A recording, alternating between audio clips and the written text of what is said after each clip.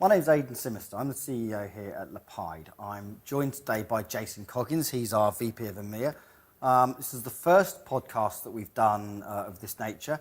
And really we wanted to do this to get together to share some of our experiences, having spoke to thousands of enterprises about their data security challenges. So Jason, from your perspective, what are the biggest challenges, what are the biggest enterprise security challenges that you see from your engagements with these types of organisations? What matters?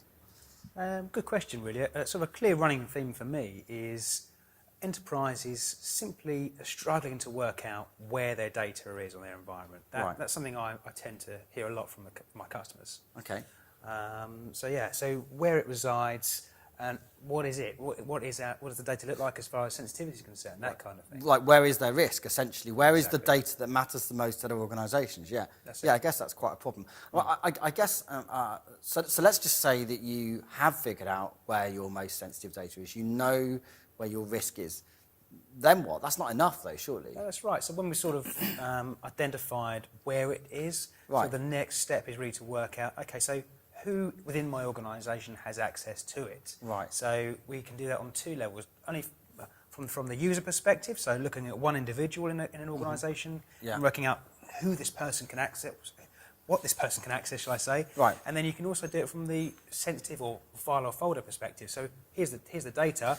Who can access it from outside, that kind of thing. Great, yeah, but I guess one of the biggest challenges is it's not, understanding who has access to it is great, but what really matters is understanding those people that have access that don't need access. It's really drilling down into excessive permissions and privileges. I guess that's one of the biggest challenges I think is we see a lot of people facing, right? Is there a disproportionate model when we talk about access to files and That's folders? right. That's right.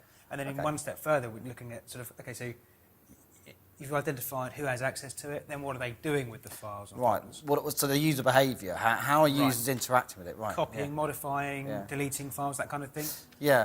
I think one of the problems, though, often is we find a lot of enterprises struggling with that problem of alert immunity. They get so many alerts and they have so many reports, they've got all this information, it's just trying to make sense of it and figure out what matters. Yeah. So I kind of think that you need to go a step further when we're talking about user interaction and user behaviour. Really, we want to figure out if there are any anomalous activity around that data. Are there trends in the behaviour of a certain set of users around the sensitive data that tell you that there are things happening that don't normally happen? I think that really helps, I think, figuring out if there is something that's happening that shouldn't be happening. Well, I think that's quite fair to say. Yeah, absolutely. So what else? What else matters? I mean, obviously we talk quite a lot about the data itself. What other things matter as well? Yeah, sure. So all those good things. I think another real key area is all of the systems that surround an organisation's data. For example, Active Directory, all of these platforms that are there in the first place to help you manage your data effectively. Yeah. Because I guess the challenge is, I think a lot of people forget about these things. They sort of don't realise the implications of not keeping track of things like your Active Directory, your group policy, all of these things. Yeah, absolutely imperative. Keeping an eye on what changes are being made, modifications, all that sort of thing. Yeah. Okay, so just to recap, I mean, I think what you're really saying here is there's sort of four things that are really important, right? You believe that it's critical organisations figure out where their risk is, where their most sensitive data is within their organisations, figure out and make sure that it's not in places it shouldn't be. Understand who has access to this data. Yes. And whether perhaps those access levels are appropriate or not. Is it proportional? Yeah. Figuring out what your users are actually doing with that data. More importantly, are there any anomalous trends or behaviour around your sensitive data? Yeah. And understand what's happening to those systems and that perhaps surround the data as well, your Active Directory, these kind of things as well. Yeah, that's the kind of journey. Yeah. A question for you. Okay, so this is a problem for a lot of enterprise. Why do you think a lot of organisations haven't addressed this as a problem? Is it a problem? Well, yeah. I mean, I think that's probably a really important point. I think that there's a fair amount of organisations that don't really recognise they've got a problem because unless you're looking for these things, data might be leaving your organisation every day. Yeah. But until you have a solution like a decap solution such as ours, right? You might never know that you've got a problem in the first place. So I think that there's recognition of the problem is one reason why we find a lot of organisations haven't fixed the problem. Okay. Just aren't prepared to admit they've got a problem. Yeah. I think the second big reason is I think that there's vendors out there that do data discovery, brilliant. There's vendors out there that do user behavior analytics. There's vendors out there that help you with the permissions and privileges. There's vendors that do auditing of Active Directory, but there are very few that really sort of bring it all in together into to sort of some holistic approach. Gotcha, yeah. And I think that for a lot of enterprises, it's just too much to ask to go out and do all of these different things separately. They're quite, to go and do them separately is quite a big project, to have this many vendors to go out and figure out. And then I think the second problem is around, obviously, that kind of cost and the amount of time involved in trying to deploy these different solutions. I just don't think it's tangible.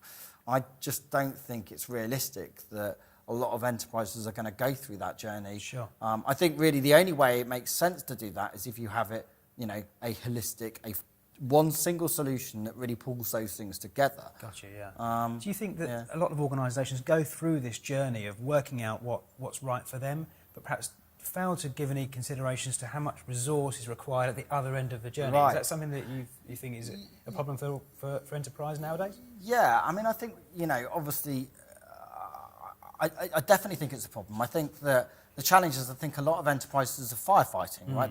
They're responding to any issues as they come into their organisation. I don't think that there are enough enterprises that really sit down and consciously think, right, our security should start with data, here's what really matters, sure. and work their way out like that. I think that what's happened is over time, their security has sort of evolved and it's just sort of grown organically. And I think that that's the challenge. I think that it's not as simple as just sort of starting from a clean slate. Yeah, totally see that, yeah. But I really do believe, I think the only way that we're going to have any hope of keeping our data secure is if companies start taking a more data-centric approach to keeping the information secure. I just think that makes so much more sense. Yeah, great. I mean, antiviruses, all these modular security platforms are great. They have Brilliant. their place. You need it, obviously. Yeah. Yeah, but I think it's safe to say that the data is what's of value. Data matters. And you don't want to sort of spend your money protecting the refinery but forgetting the oil being your data. That makes sense. Totally agree. Yeah. Totally agree.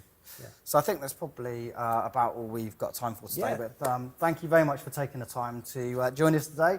We'll hopefully you'll join us in one of our future podcasts over the coming weeks. But thank you again. Yeah, thank you. We'll have some guest appearances, and please follow us on our social media on LinkedIn, Facebook, Twitter. Check out our website as well to get involved in the conversations and leave your comments below. Thanks a lot. Thank you.